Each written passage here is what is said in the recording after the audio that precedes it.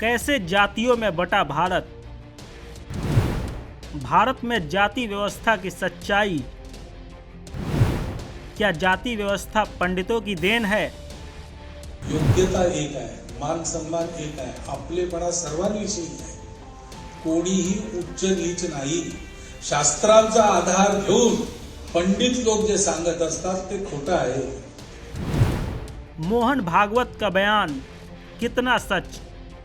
सनातन धर्म जो अनादि और अनंत है, जहाँ प्राचीन काल में एक निराकार अजन्मा सर्वशक्तिमान ईश्वर की अवधारणा थी, ये धर्म जम्बू द्वीप में फला फूला और आगे भारतवर्ष के नाम से जाना गया, जहाँ के ऋषियों ने हजारों साल पहले सूरज और चंद्रमा के बारे में बताया था। मशहूर गीतकार इंदिवर की कुछ पंक्तियाँ हैं। जब ज़ीरो दिया मेरे भारत ने, दुनिया को तब गिनती आई, तारों की भाषा भारत ने दुनिया को पहले सिखलाई, देता ना दशमलव भारत तो यूँ चांद पे जाना मुश्किल था, धरती और चांद की दूरी का अंदाज़ा लगाना मुश्किल था, सभ्यता जहाँ पहले आई, पहले जन्मी है जहाँ पे कला, अपना भारत वो भारत है जिसके पीछे संसार चला और आगे बढ़ा, यूँ आगे बढ़ा बढ़ता ही गया, भगवान करे वो और बढ़े, बढ़ता ही रहे और फूले फले।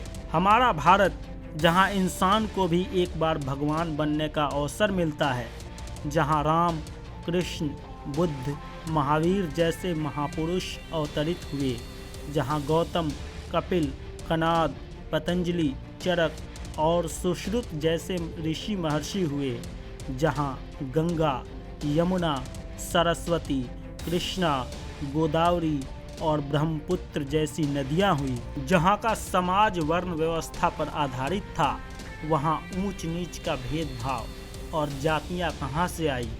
क्या संघ प्रमुख मोहन भागवत का बयान सही है या गलत? हम जानने का प्रयास करेंगे। इस बात पर सारे इतिहासकारों का एक ही मत है कि प्राचीन भारत में यानी कि वैदिक काल में जाति व्यवस्था थी ही नहीं।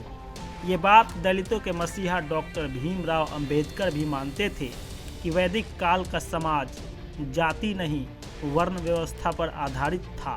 फिर जाति व्यवस्था आई कहाँ से? कुछ इतिहासकारों का मानना है कि जाति व्यवस्था की शुरुआत गुप्त काल से शुरू हुई। कुछ का मानना है कि सामंतवादी व्यवस्था के कारण जाति व्यवस्था की शुरुआत हुई। गुप्त काल के बाद जाति व्यवस्था पर इतिहासकारों का एक मत नहीं है।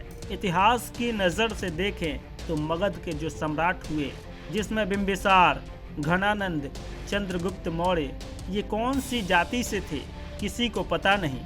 सिंध का एक राजा शूद्र था। रामायण के रचयिता महर्षि वाल्मीकि और महाभारत के रचयिता महर्षि वेद व्यास ये भी शूद्र वर्ण से ही आए।